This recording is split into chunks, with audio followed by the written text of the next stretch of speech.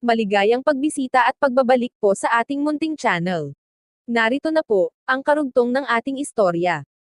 Ika-355 na kabanata. Ang kaligtasan. Ilang hindi mabilang na liwanag ang nagtitipon sa buong katawan ni Alex. Ang lahat ng mga mata ay napukaw sa kanya. Pero hindi nila nauunawaan ang kanilang nakikita. Madalang na makita si Cassius na nabibigla. Siya ay nakatingin at nagtataka rin. Kada bilog na liwanag ay malambot at makinang. Lumulutang at nagliliwanag, katulad ng mga alitaptap. Kahit na si Alex ay nabigla, pagkatapos ay bigla niyang naalala, ang Phoenix. Dito nagmumula ang lahat ng liwanag. Ang puting jade na bato, ay nagliliwanag katulad ng isang buwan. Ang mga ilaw ay nagsama-sama, pinanood ng mga tao, habang nabubuo ang isang napakalaking figura. Ito ay isang balahibo, buntot at tuka. Ang liwanag ay nabuo, bilang Phoenix.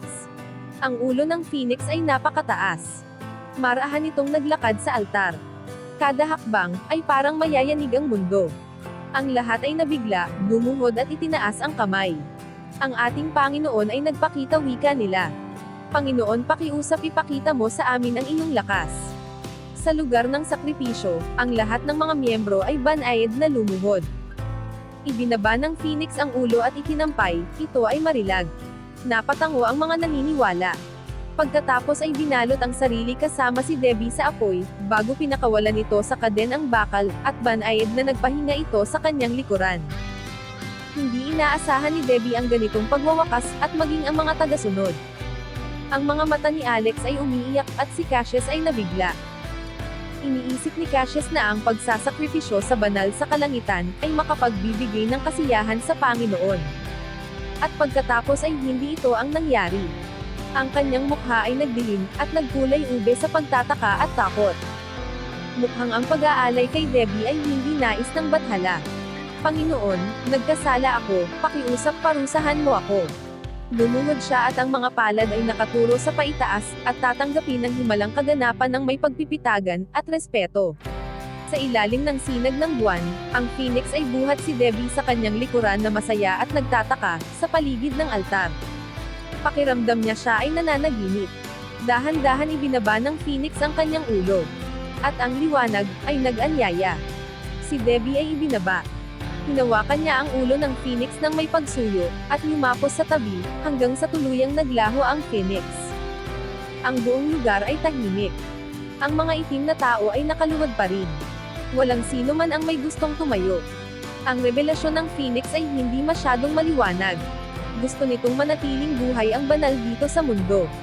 Iniligtas si Debbie nito mula sa apoy, habang ang mga tagasunod ay walang ginawa, kundi bulag na sumusunod sa kanilang pinuno. Sa unang pagkakataon ng kanyang buhay, pakiramdam ni Cassius ay nakagawa siya ng matinding kasalanan. Pero kaysa sisihin at parusahan siya ng Phoenix, siya ay hindi pinansin. Ang pakiramdam na walang katarungan ay kumalat sa buong grupo ng Black Orchids. Ang mga miyembro ay galit at hinatulan ang kanilang pinuno mula sa pananatiling nakaluhod. Si Cassius ang nang-insulto sa banal, at ang kanyang maharlikang minamahal. Mga gawain na hindi pinayagan ng Panginoon. Pero nang ang mga tumanggap ay magsisimulang maramdaman na kailangan na nilang abandonahin si Cassius. Marahan itong gumapang, upang lumuhod sa harapan ni Debbie. Ang kanyang ulo ay nakayuko at guilty. Pinagpalang anak. Pakiusap hayaan mo ako na ipangalan sa iyo ang bagong pinuno ng Black Orchids. Ikaw ay pinili mismo ng Panginoon. Pakiusap hayaan mo kami na irekomenda ka bilang bagong pinuno. Ikaw ang napili. Ang mga tagasunod ay masayang sumang-ayon. Si Debbie ay walang idea kung ano ang gagawin. Ang ipinag-aalala niya ng sandaling iyon ay si Alex, na nasa lupa at inaasikaso ang kanyang injury. Pakiusap, makakasiguro ka at gagamutin namin ang iyong marangal na bisita. Ikinampay ni Cassius ang kanyang kamay, at lumapit ang mga taga-silbi na may dalang stretcher upang buhatin si Alex. Si Alex ay mahinang pumaway kay Debbie. Ano ang aking gagawin, huwag kang umalis. Ngumiti si Alex. Debbie, may iba ka pa bang pagpipilian ngayon? Tuliro siyang nakatayo, habang pinapanood si Alex na buhat-buhat palayo. Hindi na ito makakaya. Kung ang hinirang ay hindi maipapangako na maging pinuno namin. Ang Panginoon ay magpapataw ng matinding kaparusahan. Lahat kami ay papaalisin sa lugar na ito. Tumingin si Cassius paitaas dito, na nakaumbok ang mga mata.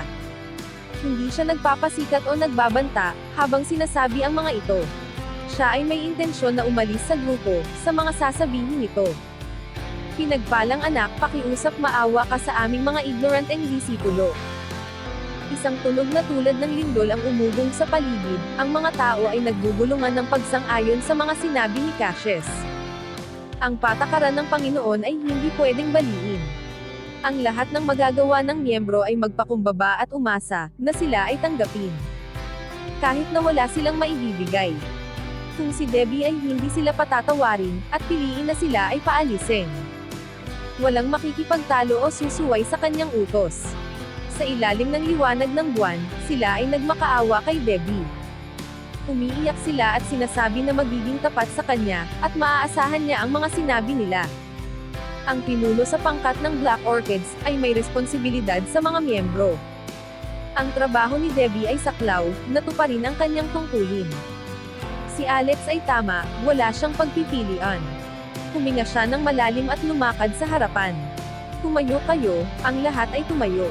Ako ang magiging pinuno niyo. Lahat kayo ay napatawad na, ang malambot niyang boses ay umalangaw-ngaw sa paligid. Maraming salamat sa inyong lahat. Ang paligid ay puno ng kasiyahan. Si Cassius ang unang tumayo, at ang lahat ng miyembro ay sumunod sa kanyang halimbawa, naghihintay na magpatuloy si Debbie. Ang luha ay umagos sa mukha ni Cassius. Sobrang nakakatuwa at nakakapagpasigla, ang magkaroon ng pinuno na sumusunod sa kagustuhan ng Panginoon, at iniligtas ang lahat ng kanilang buhay. Pagkatapos manatili ng isang buwan sa templo ng Black Orchids, si Debbie ay nabawi ang kanyang kalusugan at lakas. Siya ay nakaupo sa pinakamataas na trono, na gawa sa ginto at pilak. Nakikinig sa ulat ni Cassius. Nakasuot ito ng itim, at magalang na nakatayo. Lady Clifton, nauunawaan ko na kailangan mo kaming iiwan. Kailangan mong magsama ng 500 disipulo, para sa iyong proteksyon. Ang mukha ni Debbie ay kapita-pitagan. Nakasuot ito ng tradisyonal na kasuotan ng mga maharlikang babae, at korona na simbolo ng diwata. Si Alex ay nakaupo sa tabi nito, tahimik at seryoso. Nakasuot ng damit ng isang diplomatiko. May ritual sa kulto ng Black Orchids. At kinaugalian na inaasahan nilang igagalang. Si Alex at Debbie ay pinatatag ng mga elder kung paano tuparin ang kanilang mga tungkulin. Si Debbie ay nakinig sa hiling ni Cassius. Nanatiling blanko ang kanyang ekspresyon upang hindi malinlang ang kanyang isip o nararamdaman. Tahimik siyang tumingin kay Alex, at sumagot ito ng pagtango. Mabilis niyang nauunawaan ang nagsusumamo nitong tinig. Sabihin sa mga disipulo na ito ay kailangan. Kung mayroon akong kahit anong instructions, magpapadala ako ng tao upang ihatid ito sa iyo. Opo, Lady Clifton, si Cassius ay umatras at hindi na naglakas loob magsalita ng kahit ano. Itinaas niya ang boses upang ang lahat ng naroon ay marinig siya. Kapag umalis na ako, ang Black Orchids ay hindi pwedeng pumatay kung kailan nila gusto. Ang lahat ay dapat maiayos, ayon sa batas. Ang religion ng Black Orchids ay kailangan mabago. Ang mga pagbabagong ito ay kukontrolin ni Cassius. Maraming salamat sa iyong kagandahang loob, Lady Clifton. Maraming salamat sa iyong tiwala at pamumuno. Si Cassius ay inilagay ang kanyang kanang kamay sa kanyang dibdib. Ang luha ay kuminang sa kanyang mga mata. Hindi pa siya umiiyak sa nakaraan.